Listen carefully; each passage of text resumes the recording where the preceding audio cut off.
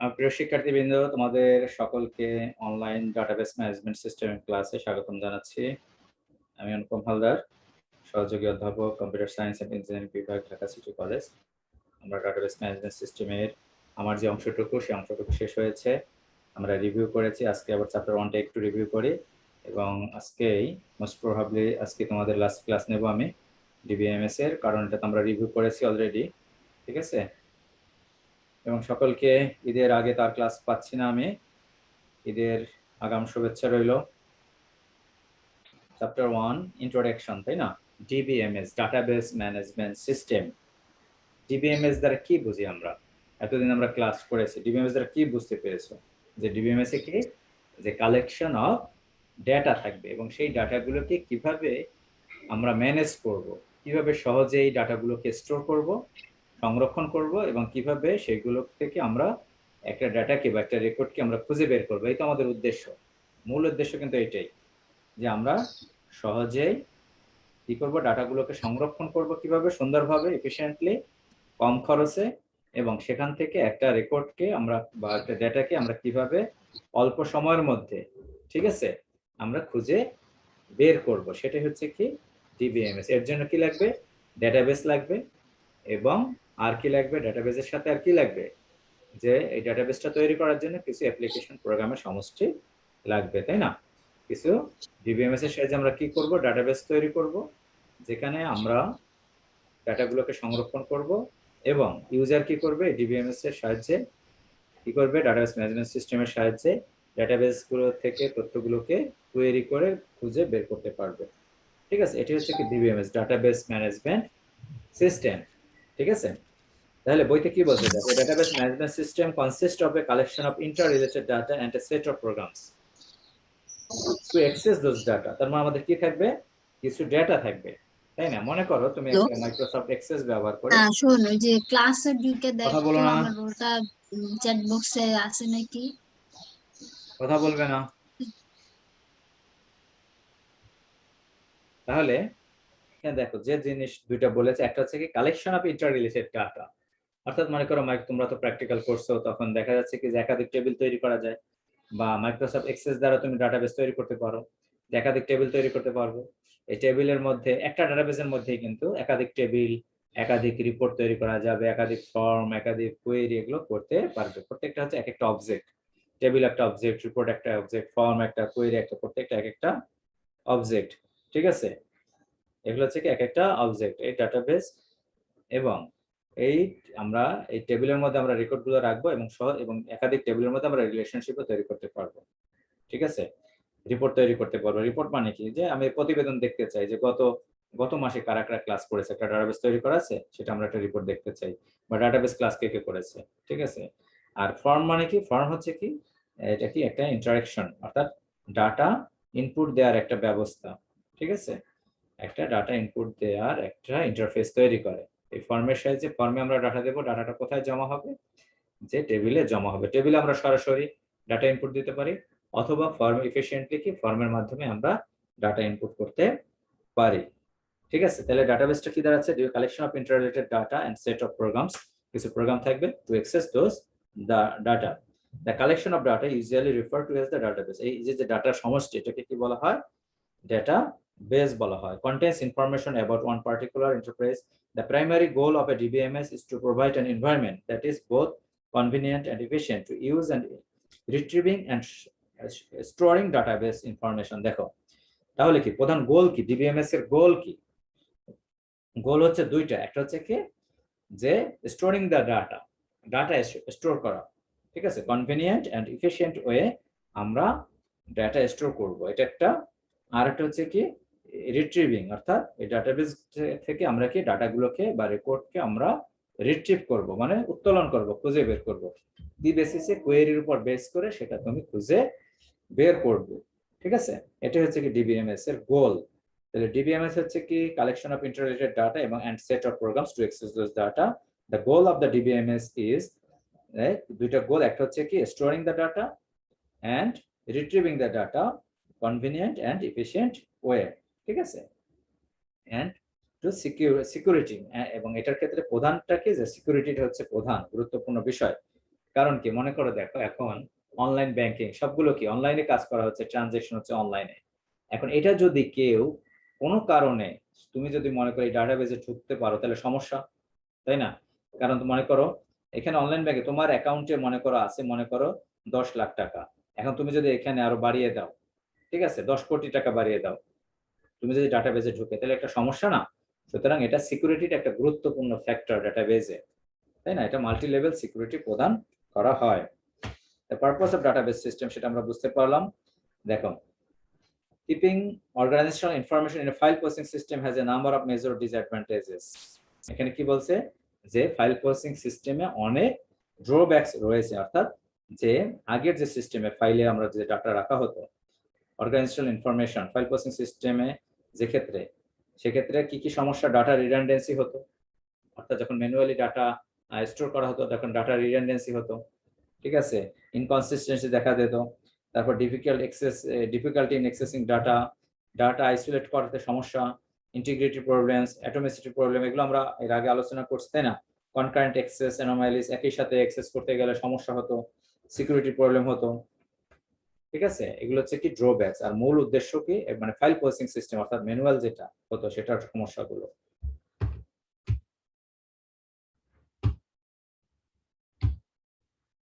আচ্ছা, পরে কি ভিউ অফ লেভেল, আমরা একটু একটু করে টাচ করে যাই, ঠিক আছে। ভিউ অফ লেভেল, আচ্ছা, 3 লেভেলস অফ ডাটা অ্যাবস্ট্রাকশন বা ডাটা অ্যাবস্ট্রাকশন। ভিউ অফ লেভেলে কি ডাটা অ্যাবস্ট্রাকশন বা ভিউ লেভেল বলা হচ্ছে। এটা একটা হচ্ছে ফিজিক্যাল লেভেল, আর এটা হচ্ছে কি লজিক্যাল লেভেল, আর এটা হচ্ছে কি ভিউ লেভেল। ফিজিক্যাল লেভেলে কি the lowest level of abstraction describe how the data is actually stored, কিভাবে ডাটাগুলো স্টোর করা হবে, that is called physical level. আর লজিক্যাল লেভেলে কি the next higher level is abstraction is called logical level, that is what data are stored in the database, কি data store করা হবে, and what relationship exist।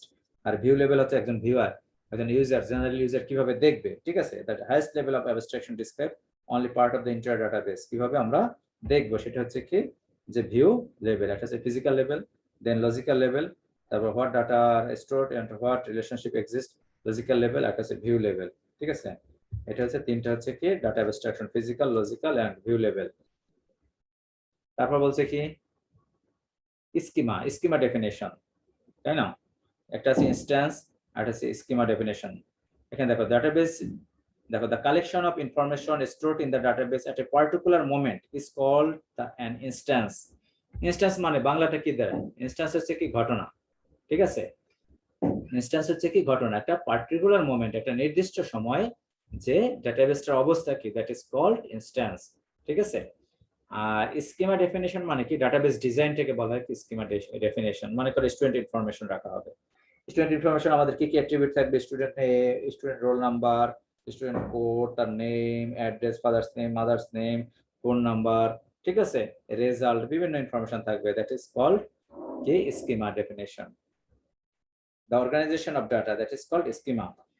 তারপর হচ্ছে কি data independence, একটা হচ্ছে কি ফিজিক্যাল ডাটা ইন্ডিপেন্ডেন্স, আর একটা হচ্ছে কি logical data independence. Physical, the ability to modify a schema definition in one level without affecting a schema definition in the next higher level is called a data independence. অর্থাৎ যখন the ability of modifying করা schema definition কে change করা in one level, এক লেভেলে যখন আমরা change করি যেন অন্য লেভেলে কোনো সমস্যা না হয় হায়ার লেভেলে, ঠিক আছে, এটাকে বলা হয় কি ডাটা ইন্ডিপেন্ডেন্স। একটা হচ্ছে ফিজিক্যাল ডাটা ইন্ডিপেন্ডেন্স, আর একটা হচ্ছে কি logical data independence. Physical data independence is the ability to modify the physical schema without causing application programs to be rewritten. যেন application program সমস্যা না হয়। Modification at the physical level are occasionally necessary to improve performance, অর্থাৎ performance improve করার জন্য এটা করা হয়। আর logical data independence is the ability to modify the logical schema without causing application programs to be rewritten, অর্থাৎ logical লেভেলে এটা করা হয় যে মডিফাই করা হয়, ঠিক আছে। এরপর কি আছে ডাটা মডেল, এটার স্লাইডের সাথে বইতে হুবহু মিল নেই।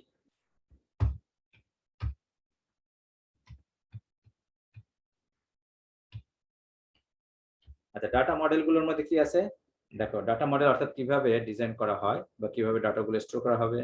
দেন একটা আছে অবজেক্ট বেসড লজিক্যাল মডেল, এর মধ্যে আছে কি এন্টিটি রিলেশনশিপ মডেল। দেখো এটা হচ্ছে কি এন্টিটি রিলেশনশিপ মডেল, এটা একটা গুরুত্বপূর্ণ, তাই না? বা ইয়ার ডায়াগ্রাম, এন্টিটি রিলেশনশিপ মডেলের ইয়ার ডায়াগ্রামের ডিজাইনটা দেখানো হয় যে দুইটা টেবিলের মধ্যে কি কি তার অ্যাট্রিবিউট গুলো রয়েছে, ঠিক আছে, দুইটা রিলেশনের মধ্যে কাস্টমার একটা রিলেশন, অ্যাকাউন্ট একটা রিলেশন, এবং এদের অ্যাট্রিবিউট গুলো কি কি, এখানে কি কি সিম্বল ব্যবহার করা হয়, অ্যাট্রিবিউট গুলো, এটা হচ্ছে কি কাস্টমারের অ্যাট্রিবিউট গুলো, customer ID, customer name, customer street, customer city, তাই না? অ্যাকাউন্টের অ্যাট্রিবিউট অ্যাকাউন্ট নাম্বার, ব্যালেন্স, এবং এদের মধ্যে রিলেশনশিপ কি ডিপোজিটর, এগুলো কি কি সিম্বল ব্যবহার করা হচ্ছে। তাহলে দেখো এটা হচ্ছে কি আয়তক্ষেত্র ব্যবহার করা হয় কি রিলেশন গুলো লেখার জন্য আয়তক্ষেত্র ব্যবহার করব, এবং রিলেশনশিপের জন্য কি এই ডায়মন্ড ব্যবহার করা হবে, আর ওভাল বা উপবৃত্ত ব্যবহার করা হবে কি অ্যাট্রিবিউটের জন্য, এবং এদেরকে কানেক্ট করব কি আমরা সংযোগ লাইনের মাধ্যমে কানেক্ট করা হবে, আর একটা অ্যাট্রিবিউটের মধ্যে কি আন্ডারলাইন ব্যবহার করব, ঠিক আছে। এটা হচ্ছে কি আমরা ইয়ার ডায়াগ্রাম, তোমাদের ইয়ার ডায়াগ্রাম কিন্তু পরীক্ষা আসবে। তারপর কি আছে রিলেশনাল মডেল, আছে কিনা কোন স্লাইড,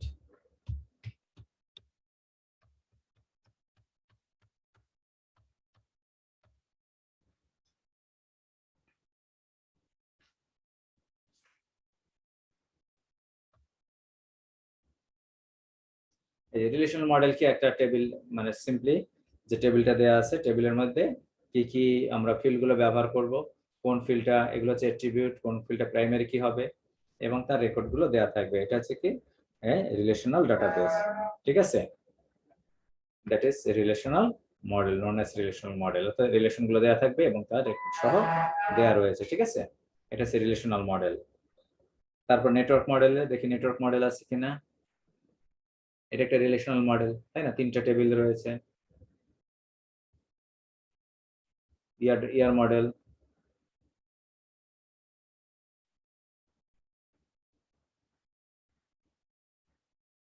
আচ্ছা, আরেকটা আছে কি নেটওয়ার্ক মডেল, নেটওয়ার্ক ডাটাবেস, অর্থাৎ একটা রেকর্ডের সাথে কোন রেকর্ডের সাথে সম্পর্ক সেটা দেয়া আছে দেখবা বইতে, ফিজিক্যাল, আরেকটা আছে কি হায়ারার্কিক্যাল মডেল, একটা রেকর্ডের সাথে হায়ারার্কি আকারে ট্রি আকারে দেখবা কানেক্টেড থাকবে রেকর্ড গুলো, এটাকে বলে হায়ারার্কিক্যাল ডাটাবেস। এরপর হচ্ছে কি যে তোমাদের ডাটাবেস ল্যাঙ্গুয়েজ রয়েছে, ডাটাবেস ল্যাঙ্গুয়েজের মধ্যে কি একটা হচ্ছে কি ডিডিএল, একটা হচ্ছে কি ডিএমএল ডাটাবেস ল্যাঙ্গুয়েজ, এটা করবে ডাটা 1.4 চ্যাপ্টার 1 এ ডাটাবেস ডেফিনেশন ল্যাঙ্গুয়েজ, এটা হচ্ছে কি ডাটা ম্যানিপুলেশন ল্যাঙ্গুয়েজ। ডিডিএল মানে কি যে ডাটা ডেফিনেশন ল্যাঙ্গুয়েজ, ডাটাবেস স্কিমাটাকে এখানে বর্ণনা করবে, অর্থাৎ এবং ডাটা ডিকশনারির বর্ণনা করবে, এখানে মেটা ডাটা সম্পর্কে বর্ণনা থাকবে। মেটা ডাটা মানে কি ডাটা সম্পর্কে যে বর্ণনা সেটাকে বলা হয় মেটা ডাটা, অর্থাৎ ডাটাবেসটা তৈরি করার পর্যন্ত হচ্ছে ডিডিএল, আর ডিএমএল হচ্ছে কি ডাটা ম্যানিপুলেশন, ডাটাবেস তৈরি করার পর ডাটা রিট্রিভ করা, ডাটা ইনসার্ট করা, ডাটা ডিলিট করা, মডিফিকেশন করা, এটা হচ্ছে কি ডিএমএল এর অংশ বা ডাটা ম্যানিপুলেশনের অংশ। এই ডিএমএল কি দুইটা অংশ থাকে, একটা প্রসিডিউরাল ডিএমএল, একটা হচ্ছে কি নন প্রসিডিউরাল ডিএমএল, ঠিক আছে। Procedural DML কি requires a user to specify what data are needed and how to get those data, কি ডাটা আমরা প্রয়োজন এবং কিভাবে আমরা এই ডাটাগুলো পাবো। আর নন প্রসিডিউরাল ক্ষেত্রে what data needed without specifying how to get those data, non procedural ক্ষেত্রে কি কিভাবে আমরা পাবো সেটা স্পেসিফাই করা থাকবে না। এরপর আছে কি ডাটাবেস অ্যাডমিনিস্ট্রেটর বা ডাটাবেস প্রশাসকের কাজগুলো কি, এই যে ডাটাবেস স্কিমা ডেফিনেশনটা কেমন হবে, অর্থাৎ একটা টেবিলের মধ্যে কি কি ফিল্ড থাকবে সেটা সে নির্ণয় করবে, স্ট্রেস স্ট্রাকচারটা কেমন হবে, অ্যাক্সেস মেথডটা কেমন হবে, কোন ইউজার কোন ধরনের অ্যাক্সেস করতে পারবে, কার কে কি সিকিউরিটিকে নিয়ন্ত্রণ করা, অর্থাৎ পাসওয়ার্ডটা সে নিয়ন্ত্রণ করবে, ঠিক আছে।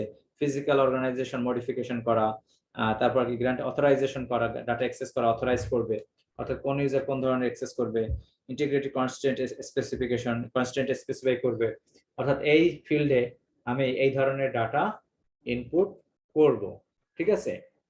যেমন মনে করো এখানে আমি সংখ্যা ইনপুট করতে পারবো, অথবা এখানে শুধুমাত্র কি ক্যারেক্টার ইনপুট করতে পারবো, এটা হলো কি ইন্টিগ্রিটি কনস্ট্যান্ট, এগুলো কি নির্দিষ্ট করে দেবে, বা এখানে কয়টা ক্যারেক্টার ইনপুট দেওয়া যাবে সবগুলোকে ডাটা অ্যাডমিনিস্ট্রেটর ডিবিএ সে এটা নিয়ন্ত্রণ করবে, ঠিক আছে। এখানে দেখবো 5টা পয়েন্ট আছে, স্কিমা ডেফিনেশন, তারপর হচ্ছে storage structure and access method definition, scheme and physical organisation modification করার তার রাইটস রয়েছে, গ্রান্টিং অফ অথরাইজেশন কি কোন ইউজার কোন ধরনের কাজ করবে, অ্যাক্সেস থাকবে সেটা, data access, integrity constant specification, এটা হচ্ছে কি ডাটাবেস অ্যাডমিনিস্ট্রেটরের কাজ, ঠিক আছে।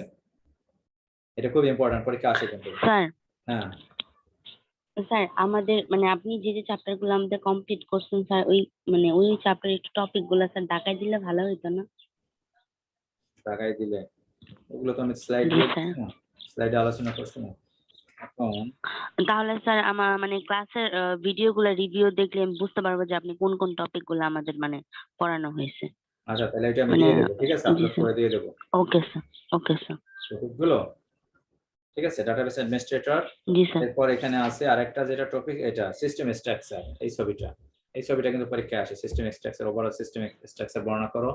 জি আছে ইউজার, তারপর আছে ইউজার, কত ধরনের ইউজার আছে, application programmer, sophisticated user, database user, ঠিক আছে। তারপর আছে কি ডাটাবেস ম্যানেজমেন্ট সিস্টেম, পরের অংশটা ডিবিএমএস, এই অংশটা ডাটাবেস ম্যানেজমেন্ট সিস্টেমের অংশটা আবার দুই ভাগে ভাগ করছে। একটা আছে কোয়েরি প্রসেসর, আর একটা আছে স্টোরেজ ম্যানেজার। কোয়েরি প্রসেসরের মধ্যে কি কি আছে, অ্যাপ্লিকেশন প্রোগ্রামস আছে, তারপর embedded DML compiler, DDL, data definition, DML, query evaluation, ঠিক আছে। তারপর আছে স্টোরেজ ম্যানেজার মধ্যে কি আছে, ট্রানজ্যাকশন ম্যানেজার।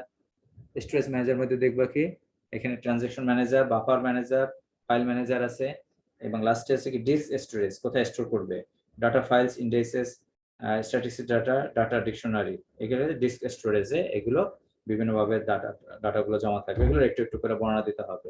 এটা হচ্ছে কি সিস্টেম স্ট্রাকচার। এই ছবিটা আসে পরীক্ষায় কিন্তু। আর তোমার যে কোশ্চেন গুলো সেটা আমি দিয়ে দেবো, ঠিক আছে। প্রেজেন্ট কতজন আজকে? 35 জন, জি চ্যাপ্টার 1। স্যার।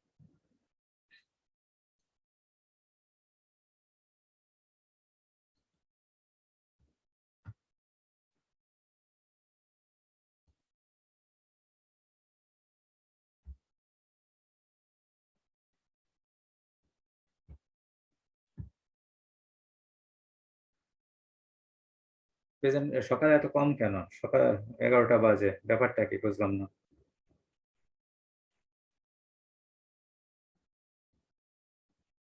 তোমরা কি বই কিনছো কেউ?